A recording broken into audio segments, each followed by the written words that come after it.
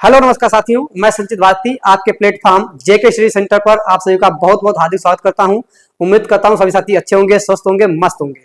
साथियों, आज अगर बात की जाए तो हम आपके लिए आज हमारी पहली क्लास है और जिसमें हम आपको सामाजिक ज्ञान से संबंधित क्वेश्चन लेकर आए हैं जो कि आपको ऑब्जेक्टिव क्वेश्चन होंगे। और आज का जो चैप्टर हमारा होगा यूरोप का राष्ट्रवाद, जहां से आपको 2 से 3 क्वेश्चन देखने को आपको जरूर मिल जाएंगे और जो कि आपको बहुत ही बेहतरीन क्वेश्चन मिलेंगे। ठीक है साथियों, अगर आपने आज की क्लास और हमारी कल की क्लास, जो कि हम 2 या 3 क्लासें आपके यूरोप के राष्ट्रवाद पर लेंगे, अगर आपने तीनों क्लासें बेहतरीन तरीके से पढ़ ली तो आपको यूरोप का जो राष्ट्रवाद है वहां से कोई भी क्वेश्चन आएगा वो आपका छूटेगा नहीं। है अब हमारी जिम्मेदारी है। तो आज शुरू करेंगे हम आज के जो हमारा चैप्टर है यूरोप का राष्ट्रवाद, उसी को लेकर आज। ठीक है साथियों, शुरू करते हैं आज के चैप्टर को हम। तो साथियों, ये हमारा आज का पहला क्वेश्चन है, निम्नलिखित में से किस वर्ष में फ्रांस में नागरिक संहिता का उदय हुआ था? तो निम्न में से किस वर्ष में फ्रांस में नागरिक संहिता का उदय हुआ था? 1806 ईस्वी में, 1804 ईस्वी में, 1802 ईस्वी में या फिर 1800 ईस्वी में? तो कब हमारा जो फ्रांस में नागरिक संहिता थी इसका उदय हुआ था? अगर बात की जाए फ्रांस की नागरिक संहिता को, ठीक है, फ्रांस की नागरिक संहिता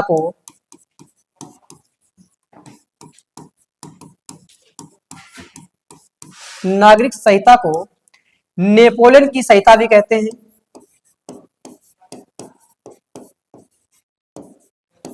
नेपोलियन की संहिता भी कहा जाता है। ठीक है, संहिता भी कहा जाता है।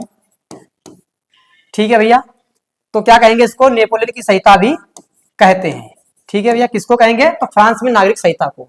ये इसका अगर बात की जाए इसका उदय कब हुआ था, तो इसका उदय हुआ था आपका 1804 ईस्वी में। ठीक है, कब उदय हुआ था? तो 1804 ईस्वी में उसका उदय हुआ था। और इसमें क्या हुआ था, इसमें क्या खास बातें थी जो आपकी इस संहिता में देखने को मिली थी? तो पहली बात तो यह थी कि इसमें नागरिकों को समान अधिकार मिले थे। नागरिकों के लिए समान अधिकार, ठीक है, नागरिकों के लिए समान अधिकार, ये किसमें कहा गया था भैया? फ्रांस की नागरिक संहिता में। ठीक है, उसके अगर बात की जाए तो इसमें जमींदारी जो व्यवस्था थी उसको खत्म कर दिया गया था। जमींदारी व्यवस्था खत्म कर दी गई थी। ठीक है, कर दी गई। और क्या क्या किया था इसमें? तो और इसमें यह हुआ था भैया, जो आपकी एक तरीके से कह सकते हो जो दास थे, लोगों को दास बनाते थे, उस दास को उनको दास बनाना खत्म कर दिया गया।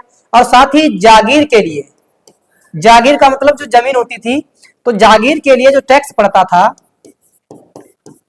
उसको बंद कर दिया गया। जागीर के लिए टैक्स जो था वो आपका बंद कर दिया गया। ठीक है, टैक्स को भी क्या कर दिया गया? बंद कर दिया गया।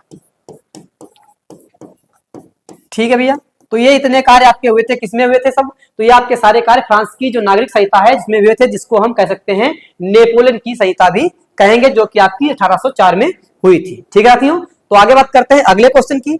अगला क्वेश्चन है हमारा, फ्रांस में गणतंत्र की घोषणा किस वर्ष हुई थी? तो फ्रांस में गणतंत्र की बात कर रहा है कि फ्रांस में जो गणतंत्र है, अब बात की जाती है गणतंत्र की। ठीक है, गणतंत्र क्या होता है? तो गणतंत्र का मतलब होता है कि ऐसा शासन जहां पर जनता के द्वारा शासन किया जाता है, या फिर कह सकते हो जनता के द्वारा सरकार को चुना जाता है। ठीक है, क्या कहेंगे इसको हम? ऐसा या ऐसी सरकार जिसकी बागडोर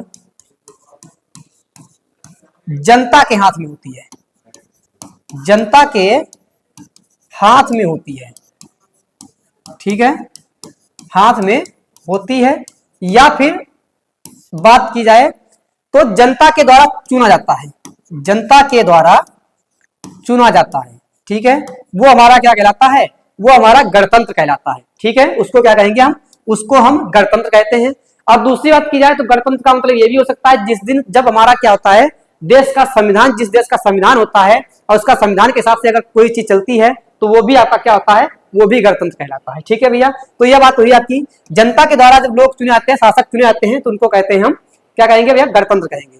और जहां पे वंश के हिसाब से जो बनते हैं तो वो आपकी अलग चीज हो जाएगी। यहाँ पे गणतंत्र की बात हो रही है। ठीक है, वो तरीके से कह सकते हो राजशाही सिस्टम हो सकता है। ठीक है भैया, तो इसकी अगर बात की जाए तो आपकी घोषणा किस वर्ष हुई थी गणतंत्र की? तो गणतंत्र की घोषणा हुई थी आपकी 1848 में, जब आपका फ्रांस जो था वो गणतंत्र घोषित हुआ था। ठीक है भैया, अगर पूछ रहा है कि फ्रांस में गणतंत्र की घोषणा कब की गई थी, तो 1848 ईस्वी में इसकी घोषणा की गई थी। ठीक है, आगे बात करते हैं अगले क्वेश्चन की। अगला क्वेश्चन है, यंग इटली सोसाइटी का संस्थापक कौन था? यंग इटली सोसाइटी का संस्थापक कौन था? गैरीबाल्डी था, बिस्मार्क था, काबूर था, या फिर मेस्सिनी था? ठीक है, तो कौन व्यक्ति था जो कि आपकी यंग इटली सोसाइटी का संस्थापक था? हम बात करते हैं यंग इटली सोसाइटी की, यंग इटली सोसाइटी की। ठीक है, यंग इटली सोसाइटी जो है ये क्या थी? पहली बात तो ये हो गई। तो यंग इटली सोसाइटी एक तरीके से एक संस्था थी। ठीक है, क्या थी? एक संस्था थी, और जिसकी स्थापना की अगर बात की जाए, इसकी स्थापना किसने की थी? तो इसकी स्थापना की थी जोसेफ मेजनी ने। ठीक है, जोसेफ मेजनी ने। ठीक है, किसने की थी? तो जोसेफ मेजनी एक व्यक्ति था जिसने इसकी स्थापना की थी। और स्थापना कब की थी भैया? तो 1831 में इसकी स्थापना की गई थी जोसेफ मेजनी के द्वारा। कहां पर स्थापना की गई थी? तो इसकी स्थापना की गई थी फ्रांस में, और फ्रांस में एक जगह होती है जिसका नाम है मार्सलीज। ठीक है, कौन सी जगह है? जिसका नाम है मार्सलीज जगह है, जहां पर इसकी स्थापना की गई थी जोसेफ मेजनी के द्वारा 1831 में। और इसमें पूछा है कि यंग इटली सोसाइटी का संस्थापक कौन था? तो इसमें आपका दिया हुआ है मेस्सिनी, यही इसका सही जवाब हो जाएगा। इसको हम जोसेफ मेजनी भी कहते हैं। जोसेफ, चाहे जोसेफ मेजनी मिल जाए आपको, और या फिर आपको मेस्सिनी मिल जाए, एक बात ही है आपकी दोनों, चाहे मेस्सिनी हो या फिर मेजनी हो, दोनों एक ही बात है। ठीक है आपकी, तो ये तो बात हो गई। इसके बाद बात की जाए तो यंग इटली सोसाइटी थी, इसका उद्देश्य क्या था? यही पे हम जान लेते हैं इसका उद्देश्य क्या था। इसका उद्देश्य क्या था? तो इसका उद्देश्य था इटली का एकीकरण करना। ठीक है, किसका? इटली का एकीकरण करना। एकीकरण करना किसका उद्देश्य था? तो ये यंग इटली सोसाइटी का उद्देश्य था। ठीक है भैया, तो इटली का एकीकरण करना। और यंग इसको क्यों कहा गया यंग इटली सोसाइटी? तो इसका कारण एक था, क्योंकि इसमें जो सदस्य बन सकते थे, जो सदस्य भाग ले सकते थे, वो केवल या 18 से 40 वर्ष के थे हो सकते थे। 18 से 40 वर्ष के नव युवक ही इसमें भाग ले सकते थे, नव युवक। तो ये इसमें इसीलिए कहा गया इसको कि यंग इटली क्यों कहा गया? क्योंकि इसमें सदस्य जो थे वो 18 से 40 वर्ष के नवयुवक भाग ले सकते थे। इसके ऊपर के जो व्यक्ति थे वो इसमें भाग नहीं ले सकते, यानी कि इसमें पार्टिसिपेट नहीं कर सकते थे। ठीक है, जो भी 18 से 40 के नीचे का होता है या फिर ऊपर का होता है उसको इसमें सदस्य नहीं बनाया जाता था। ठीक है, तो ये बात हो गई यंग इटली सोसाइटी की। इसके संस्थापक कौन है आपके? जोसेफ मेस्सिनी है। ठीक है, आगे बढ़ेंगे अगले क्वेश्चन की ओर। अगला क्वेश्चन है हमारा, निम्नलिखित में से किस संधि के फलस्वरूप यूनान को एक स्वतंत्र राष्ट्र के रूप में मान्यता मिली? यूनान जो आपका था, यूनान को हम ग्रीस भी कह सकते हैं। ठीक है, क्या कहेंगे इसको? हम ग्रीस भी कहेंगे, जहां पर हमारे पहले ओलंपिक भी हुए थे एथेंस में, तो ये आपका यूनान ही है। ठीक है, तो बात की जाए यूनान को एक स्वतंत्र राष्ट्र के रूप में मान्यता किसके द्वारा मिली? पेरिस की संधि के द्वारा, वर्साई की संधि के द्वारा, कुस्तुनतुनिया की संधि के द्वारा, या फिर वियना की संधि के द्वारा। तो अगर बात की जाए इसको यूनान को राष्ट्र स्वतंत्र राष्ट्र कब घोषित किया गया है, तो इसमें अगर बात की जाए तो इसको स्वतंत्र राष्ट्र घोषित किया गया आपका, ठीक है, देखते हैं, फरवरी 1832 में। ठीक है, कब किया गया है? तो फरवरी 1832 में इसको स्वतंत्र राष्ट्र घोषित किया गया। किसको? यूनान को। ठीक है, और ये कौन सी संधि थी? तो वो आपकी कुस्तुनतुनिया की संधि हुई थी, जिसके माध्यम से इसको स्वतंत्र राष्ट्र घोषित किया गया था। ठीक है, इसमें आपके एक तरफ थे ब्रिटेन था, फ्रांस था, रूस था, और दूसरी तरफ आपके कौन थे? तो दूसरी तरफ था आपका ऑटोमन साम्राज्य। ठीक है, कौन था? ऑटोमन साम्राज्य दूसरी तरफ था, और एक तरफ थे आपके, जैसे आप यहीं पे लिख लेते हैं कौन था एक तरफ, तो एक तरफ थे आपका ब्रिटेन, ठीक है, रूस और फ्रांस। ठीक है, ये महान शक्तियां एक तरफ थी, क्योंकि ये भाई महान ही है, महान शक्तियां एक तरफ थी, और दूसरी तरफ था आपका ऑटोमन साम्राज्य। कौन था? ऑटोमन साम्राज्य। ठीक है, तो इन दोनों के बीच में आपकी ये संधि हुई थी, जिसका नाम था कुस्तुनतुनिया की संधि। कुस्तुनतुनिया की संधि। ठीक है, और इसी संधि के माध्यम से क्या हुआ था? यूनान को एक स्वतंत्र राष्ट्र घोषित किया गया था, और यूनान को ही हम क्या कह सकते हैं? तो यूनान को ही हम ग्रीस भी कह सकते हैं। ठीक है, इसी को क्या कहेंगे? हम ग्रीस भी कहेंगे। ठीक है, और ये आपका जो बात की जाए तो ये जो आपकी बैठक हुई थी, एक तरीके से कह सकते हैं संधि हुई थी, ये कहां पर हुई थी? तो ये संधि आपकी हुई थी लंदन में। ठीक है, कहां पर हुई थी? तो ये संधि आपकी जो है वो भैया आपकी लंदन में हुई थी। ठीक है, तो आगे बात करते हैं अगले क्वेश्चन की। अगला क्वेश्चन है, निम्नलिखित में से यह किसका कथन है कि जब फ्रांस छींकता है तो बाकी यूरोप को सर्दी जुकाम हो जाता है? ये किस व्यक्ति ने कहा था कि जब जब फ्रांस छींकता है तो बाकी यूरोप को सर्दी जुकाम हो जाता है? इसका कहने का कारण क्या था? तो पहली बात हम ये जान लेते हैं किसने कही थी बात। तो ये बात कही थी मेटरनिक ने। ठीक है, मेटरनिक कौन था? तो मेटरनिक ऑस्ट्रिया का एक चांसलर था। ऑस्ट्रिया का एक चांसलर था। ठीक है, कौन था? तो ऑस्ट्रिया का एक चांसलर था आपका, जिसका नाम था मेटरनिक। ठीक है, क्या था? ये चांसलर था। अब बात करते हैं इसलिए ये बात क्यों कही थी। तो इसका कहने का कारण यह था, जो आपका फ्रांस था, एक तरीके से बात किया जो यूरोप की सबसे बड़ी शक्ति थी फ्रांस। ठीक है, कह सकते हो कि यूरोप की सबसे बड़ी शक्ति या फिर सबसे पावरफुल व्यक्ति जो था, या सबसे पावरफुल अगर कोई राष्ट्र था तो आपका फ्रांस था। और जब फ्रांस को ही दिक्कत है, अगर फ्रांस को ही जुकाम हो जाएगा, एक तरीके से कह सकते हैं फ्रांस को अगर छींक आ गई, जैसे कोई व्यक्ति बहुत ही पावरफुल है और उसको छींक आ जाना, तो इसका मतलब ये हो जाएगा कि जो उससे कमजोर व्यक्ति होंगे तो उनको जो सर्दी और जुकाम तो अपने आप हो जाएगा, क्योंकि वही तो सबसे पावरफुल है। और जब उसको ही छींके आ रही है तो बाकी राष्ट्र जो यूरोप के कमजोर राष्ट्र है वो तो अपने आप डर जाएंगे।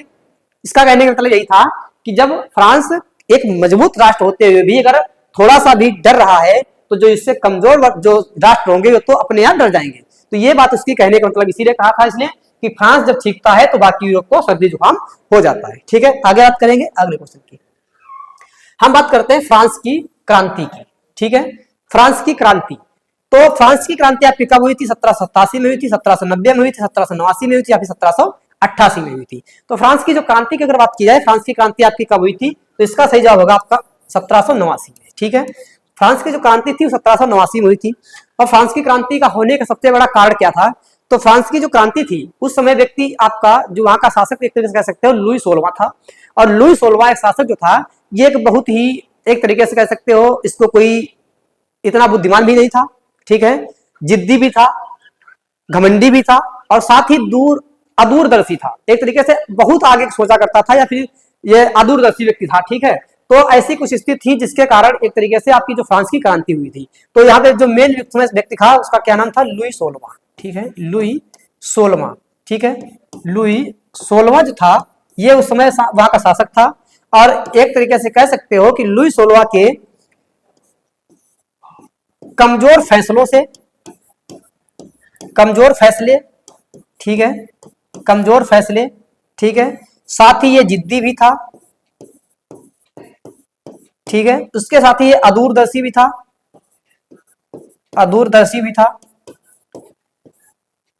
और एक तरीके से ये भी कह सकते हो कि ये शासक होने के साथ ही शासक तो था, लेकिन जो शासक के गुण होने चाहिए वो कोई भी गुण इसके अंदर नहीं थे। इसकी ऐसी स्थिति थी, इसी के कारण आपकी जो फ्रांस की जनता थी वो क्या हो गई? त्राई करने लगी, भूखों मरने लगी। और वहां की जो जनता थी वो बहुत ही उसकी दयनीय स्थिति ऐसी हो गई कि उसको एक दिन का खाना भी, यानी एक तरीके कह सकते हैं एक टाइम का खाना भी जो था वो नसीब होना बहुत उसके लिए मुश्किल हो गया था। ये इसमें इसकी स्थिति ऐसी हो गई थी फ्रांस की, इसीलिए ये आपकी जो फ्रांस की क्रांति थी वो हुई थी। ठीक है, सबसे बड़ा कारण यही था। आगे बात करेंगे अगले क्वेश्चन की। अगला क्वेश्चन है, राष्ट्रवाद का प्रारंभ जिस देश से हुआ वह है। राष्ट्रवाद का जो प्रारंभ था वो किस देश से हुआ था? तो राष्ट्रवाद की अगर बात की जाए, फ्रांस से हुआ था, जर्मनी से, या इटली से, या फिर इंग्लैंड से। तो राष्ट्रवाद का जो प्रारंभ है वो आपका फ्रांस से माना जाता है। ठीक है, कहां से मानते हैं? तो इसको फ्रांस से माना जाता है। ये हमारा सही जवाब हो जाएगा। ठीक है, आगे बढ़ते हैं अगले क्वेश्चन की ओर। अगला क्वेश्चन है, जर्मनी को किस वर्ष एक स्वतंत्र राज्य घोषित किया गया था? जर्मनी को एक स्वतंत्र राष्ट्र कब घोषित किया गया है? 1871 में घोषित किया गया, 1872 में घोषित किया गया, 1876 में घोषित किया गया, फिर 1880 में। तो कब इसको जर्मनी को एक स्वतंत्र राष्ट्र घोषित किया गया है? तो जर्मनी को स्वतंत्र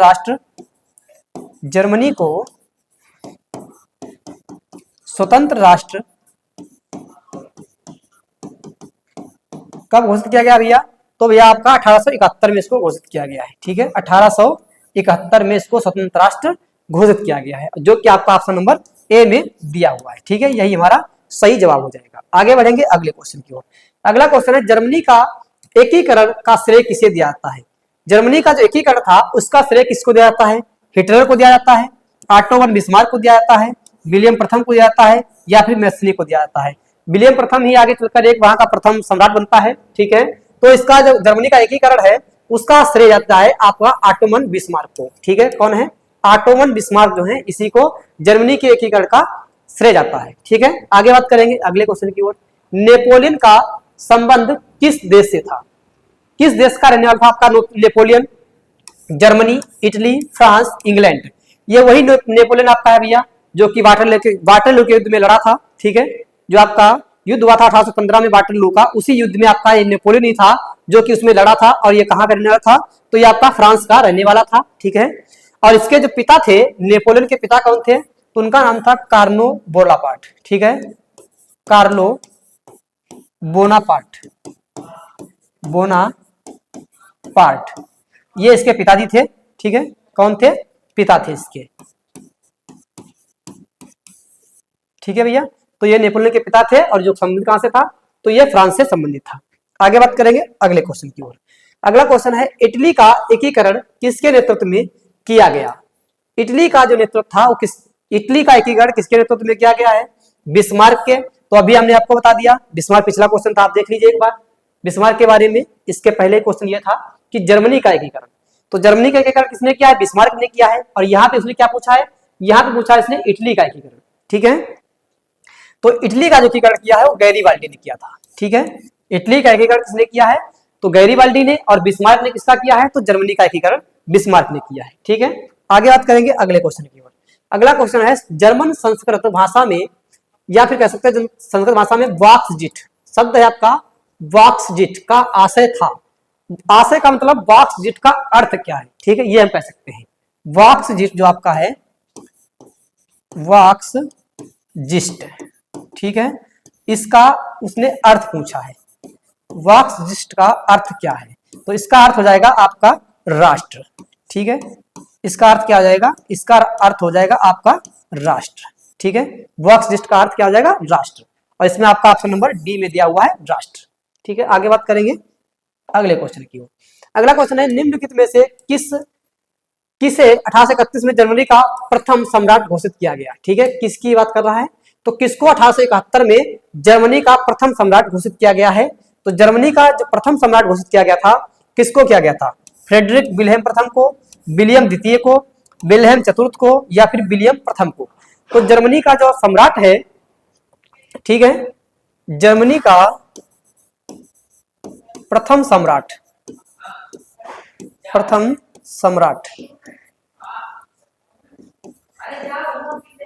ठीक है, जर्मनी का प्रथम सम्राट किसे घोषित किया गया है? तो विलियम प्रथम को, ठीक है, विलियम प्रथम को घोषित किया गया था जर्मनी का प्रथम सम्राट, ठीक है। तो इसमें से ऑप्शन नंबर जो डी दिया हुआ है विलियम प्रथम, विलियम प्रथम को ही क्या घोषित किया गया है? तो जर्मनी का सम्राट विलियम प्रथम को ही घोषित किया गया था, ठीक है। अगला क्वेश्चन बात करते हैं। अगला क्वेश्चन है, नेपोलियन की पराजय कब हुई थी?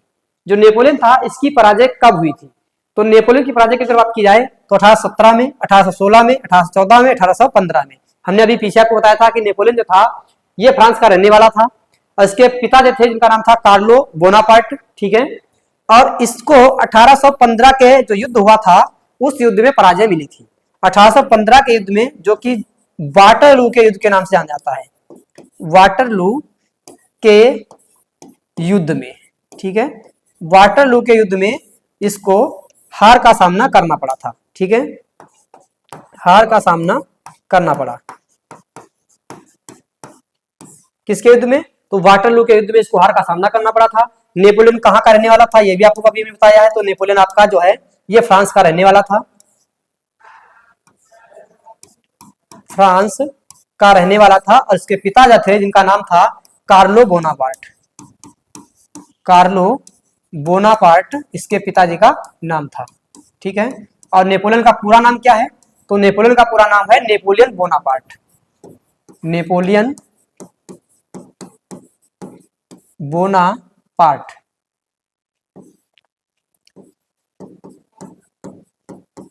ठीक है, ये नेपोलियन का पूरा नाम है। आगे बात करेंगे अगले क्वेश्चन की ओर। अगला क्वेश्चन है हमारा, 1861 में एकीकृत इटली का सम्राट किसे घोषित किया गया था?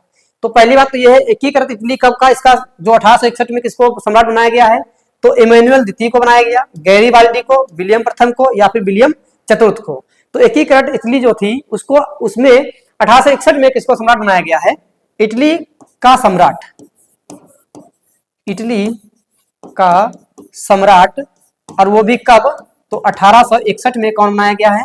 तो उसका नाम है आपका इमैनुअल द्वितीय। ठीक है, इमैनुअल द्वितीय को क्या बनाया गया है? सम्राट बनाया गया है। कब? 1861 में। ठीक है भैया, तो ये इसका सही जवाब हो जाएगा, जो कि आपका ऑप्शन नंबर ए में दिया हुआ है। ठीक है,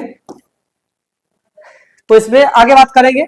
यही फिलहाल साथियों आज का हमारा यही क्वेश्चन, अंतिम क्वेश्चन था। तो ये थे हमारे यूरोप के, जो यूरोप का राष्ट्रवाद था उससे छांटे गए हमारे बेहतरीन 15 क्वेश्चन।